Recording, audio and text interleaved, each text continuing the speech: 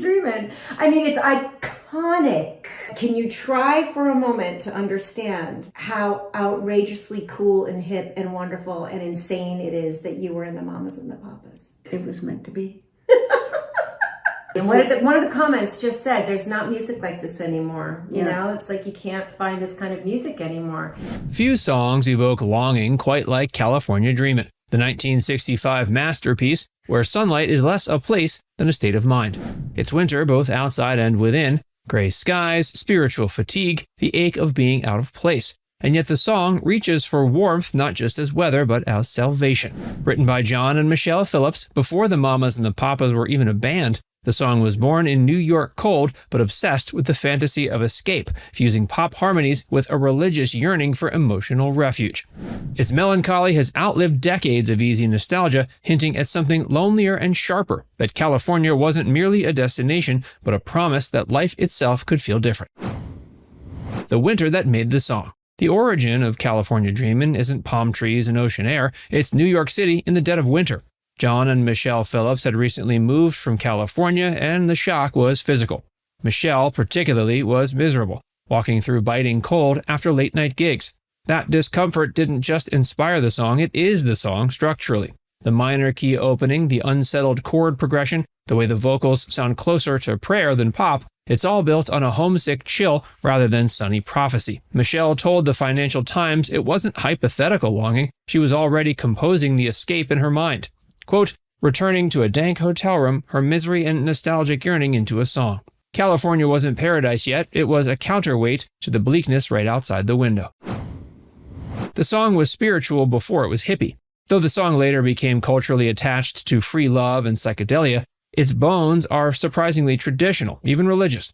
The narrator steps into a church, not for faith, but for shelter. The line about pretend to pray isn't about hypocrisy, it's about searching for any doorway to warmth, even if only by acting like someone who belongs there. Michelle would later recall that the song's earliest form wasn't written with coolness in mind, it was almost devotional. Quote, I went into the church because I needed to feel something, anything that didn't feel like cold. The California dream wasn't sunbathing, it was survival, an emotional exit ramp.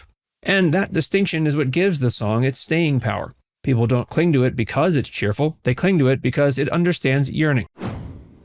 The Mamas and Papas didn't know it would be a classic. When the group eventually recorded it in 1965, they weren't trying to make a generational anthem, they were just finishing a song John had already given away to Barry McGuire. In fact, the band only ended up recording their own version as a corrective.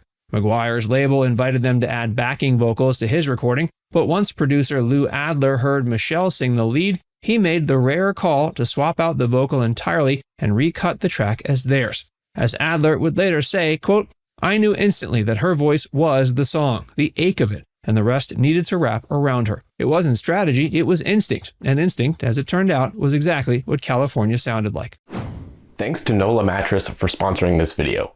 NOLA is an award-winning mattress brand known for its cooling technology, exceptional pressure relief, and long-lasting durability. I'm typically a side sleeper and tend to overheat throughout the night, so I chose the best-selling NOLA Evolution mattress. It specifically supports spine alignment for side sleepers and has built-in cooling technology, so it seemed like the perfect fit for me. My mattress arrived rolled up in a box, which was super easy to set up. I just slid it out of the box, and within minutes it was ready to go. And after my first few nights on this mattress, I couldn't be happier with my choice. I can confidently say I've never slept better. I stay cool all night, and I feel loose and relaxed when I wake up in the morning. Plus, buying online and getting it shipped straight to my door was way easier than going to the store. NOLA is unique because everything is made fresh to order in their Arizona factory. There's no fiberglass, no harmful chemicals, and zero off-gassing. Just clean, safe sleep. Plus, every mattress ships free and comes with a 120-night sleep trial and a limited lifetime warranty. They even offer financing if you need it. I love my NOLA mattress, and I think you would love one too. If you're looking for a new bed, head to nolamattress.com/faxverse and use the code FAXVERSE to get an extra $50 off your NOLA mattress. This is an additional discount on top of whatever is already being offered on the site, so go check it out while you can. And after you check out, you can help out our channel by telling them that I sent you in their post-purchase survey. Thanks again to NOLA Mattress for sponsoring this video, and don't forget to go to nolamattress.com/faxverse and use the code FAXVERSE for $50 off your NOLA mattress. A California most people never see. Part of the song's power is that it never actually arrives in California.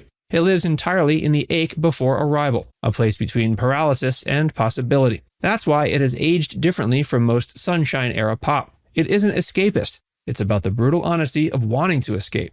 Nearly every line is rooted in a present tense discomfort. The sky is gray, the leaves are brown, the cold is in your bones. California enters only as an imagined future, fragile, unproven, but necessary. The song doesn't sell happiness, it sells hope. The unexpected influence of jazz and folk tradition. Despite its crossover success as a pop radio hit, California Dreamin' carries strong DNA from older musical forms. John Phillips had a deep respect for folk arrangement, Michelle grew up hearing 4-part vocal harmonies in the church, and what emerged was something closer to chamber folk than mainstream pop. The flute solo, which many assume was a producer flourish, was actually intentional homage to West Coast jazz textures. Nothing in the production is ornamental. Everything serves the emotional geometry of yearning. Even the vocal mix, with Michelle slightly submerged under the others, reinforces the feeling of reaching for something just out of frame. A song that belongs to every type of exile. The most striking thing about the song, decades later, is how it transcends geography entirely. California has become shorthand for whatever one person's elsewhere is, a dream of emotional relief more than physical destination. Immigrants heard their own longing in it. Soldiers overseas did too. So did suburban kids feeling spiritually iced over in endless sameness. That's why the track resurfaces every decade without irony. It isn't tied to fashion, it's tied to the timeless human condition of wanting to be somewhere or someone else. It makes yearning feel not pathetic but poetic. How it captured loneliness without shame.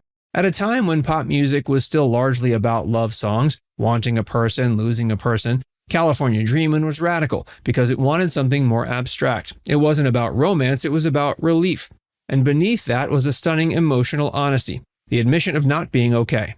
In 1965, people weren't singing publicly about seasonal depression or the spiritual exhaustion of urban life. The song validated a private ache most people didn't have language for. It didn't ask the listener to be cool. It invited them to confess their own hunger for escape. The harmony that sounds like memory. The signature sound of the Mamas and the Papas created the feeling of memory even when heard for the first time. Their layered harmonies were cinematic. Michelle's soft lead was surrounded by voices that felt like recollection, as if multiple versions of the past were singing along with her. The recording blends nostalgia and immediacy so tightly the listener's never sure whether the dream is still ahead or already gone. Why it still resonates today. Nearly 60 years later, the song feels more relevant than ever. We live in an age of constant restlessness where longing has become a permanent emotional state. The idea of California now lives everywhere, in the fantasy of quitting a job, moving to a different city, erasing a version of yourself that feels misaligned. California Dreamin' endures because it refuses the easy myth of arrival. It stays with the yearning, the fragile, flickering hope that life might be gentler somewhere just beyond the icy present. The song that accidentally defined a generation. Although it was born from private discomfort, California Dreamin' was almost instantly adopted as a voice for millions who didn't even know they were longing for something similar. It landed at the precise moment America was shifting, post-war optimism dimming, cultural identities fracturing, young people turning away from the lives that had been prescribed for them. The song didn't push rebellion, it whispered emotional honesty. It offered permission to admit the world as is wasn't enough. And that quiet, honest ache became its own form of protest, softer than revolution, but no less transformative. A soundtrack to lives that hasn't happened yet. There are songs that document experience, and there are songs that invent the emotional architecture people step into when they don't yet have the words. This one firmly belongs to the latter. It's the soundtrack not to an event, but to a longing so formative that it shapes the choices that follow. It's been used in films, commercials, protest marches, breakup drives, and cross-country moves, not because it describes the outcome, but because it describes the moment just before everything might change. It isn't nostalgia, it's the holy tremor of anticipation. Why it refuses to age. The most impressive trick of all is that the song has outlived its era without feeling like a relic of it. Nostalgic songs usually trap listeners inside a past moment. This one does the opposite. It invites the listener into a deeply personal inner landscape that's always current. Yearning doesn't expire. Emotional exile doesn't age out of relevance. Every decade produces a new kind of winter, and every generation invents a new California. Now it's time to hear from you. What's your favorite song from the Mamas and the Papas? Let us know in the comments section below.